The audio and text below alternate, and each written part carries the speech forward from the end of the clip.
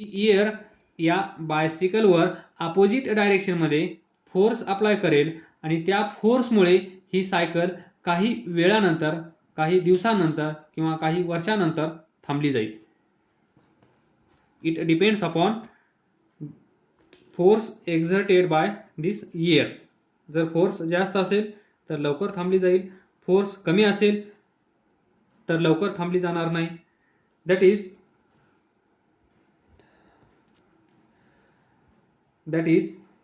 the moving bicycle has been compelled to change its state of uniform motion by external force of air resistance. आलं लक्षात? And friction. इथे cycle इकडे जात असेल तर इथे फ्रिक्शन पण अप्लाय होईल. And we know that friction opposes the motion. Motion ज्या डायरेक्शन मध्ये आहे त्याच्या अपोजिट डायरेक्शन मध्ये हा फ्रिक्शनल फोर्स अप्लाय करतो आणि या बायसिकलला थांबवण्यासाठी मदत करतो. इथे समजा if there is no air resistance or there is no friction. Imagine करा तिथे एअर रेजिस्टन्स पण नाहीये, तिथे फ्रिक्शनल फोर्स पण नाहीये, तर काय होत असेल? मगाशी सांगितलं according to first law of motion. First law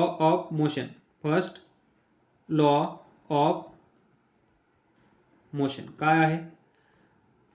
जर बॉडी मोशन मध्ये असेल तर ती बॉडी मोशन मध्येच राहते. जर ती बॉडी स्टेशनरी असेल, रेस्टला असेल तर ती रेस्टलाच राहते जोपर्यंत आपण त्यांच्यावर फोर्स एक्सटर्नली अप्लाय करत नाहीत तोपर्यंत. म्हणजे या बॉडीवर एक्सटर्नल फोर्स अप्लाय केला नाही तर ही मोशन मध्ये असेल तर मोशन मध्ये राहते. जर या बॉडीवर एक्सटर्नल फोर्स अप्लाय केला नाही तर ही बॉडी रेस्ट असेल तर रेस्टच राहते. आणि जर या बॉडीवर आपण एक्सटर्नली फोर्स अप्लाय केला आणि ती बॉडी मोशन मध्ये असेल तर ती थांबली जाते.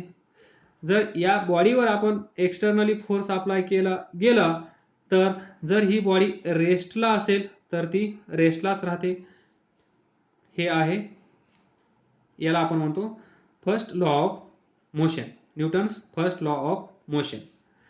मग if there is no air resistance और there is no friction, then we can say that according to Newton's first law of motion, ही बायसिकल मोशन मध्ये आहे तर ही मोशन मध्येच राहील. A moving bicycle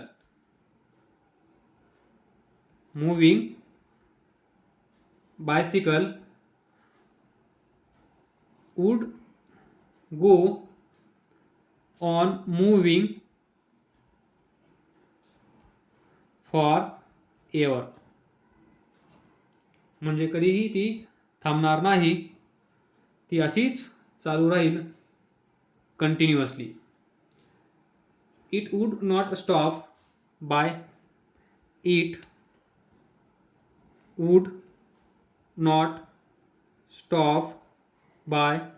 itself. From this discussion, lecture number 1, lecture number 2 on this Newton's first law of motion, we can say that, or from this discussion we come to know that Newton's first law of motion gives us definition of force. Newton's first law of motion gives us definition of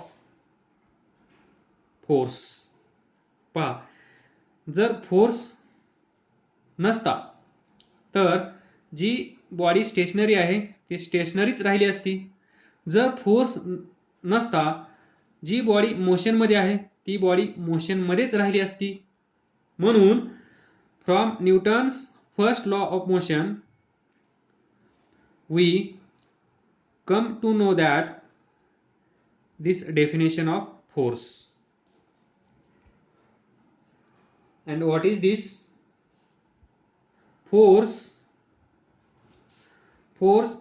is something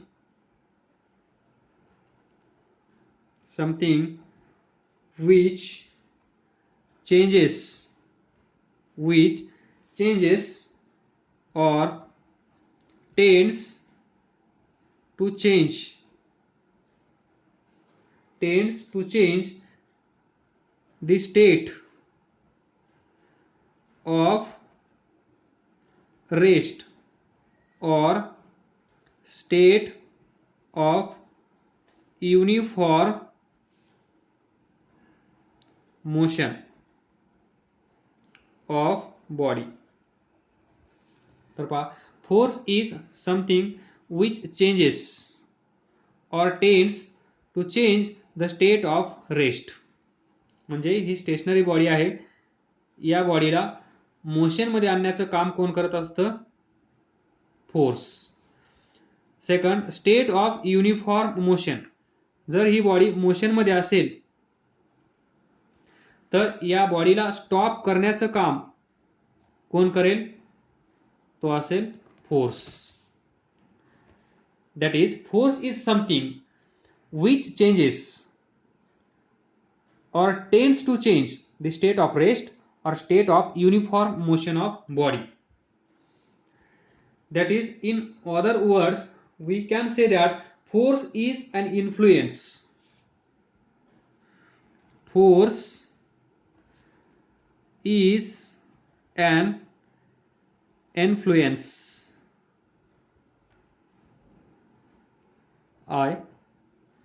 Influence which can produce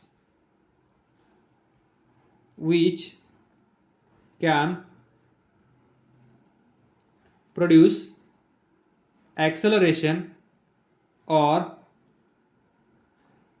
retardation. पहा, produce acceleration म्हणजे ही केस, produce retardation म्हणजे ही केस.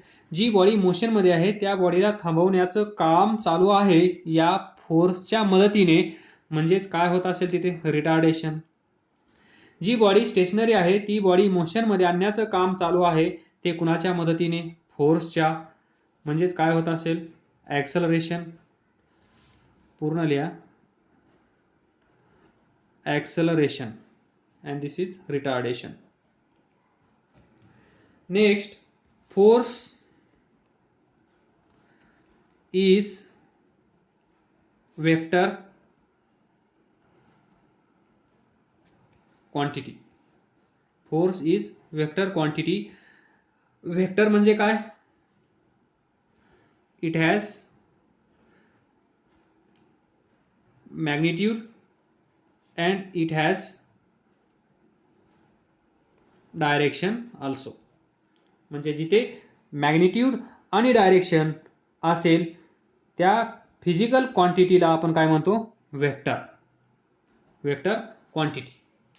So force is vector quantity because force has direction also and force has magnitude, that is 25 Newton towards this. He body आहे, या बॉडीवर 25 Newton force apply केला या डायरेक्शनमध्ये. म्हणजे ते direction पण महत्त्वाचे आहे आणि हे मॅग्निट्यूड पण महत्त्वाचं आहे. जेव्हा हे दोन्ही असतात त्याला आपण म्हणतो vector and force is vector. काय डाऊट असेल तर विचारा, काय समजलं नसेल ते पण विचारा.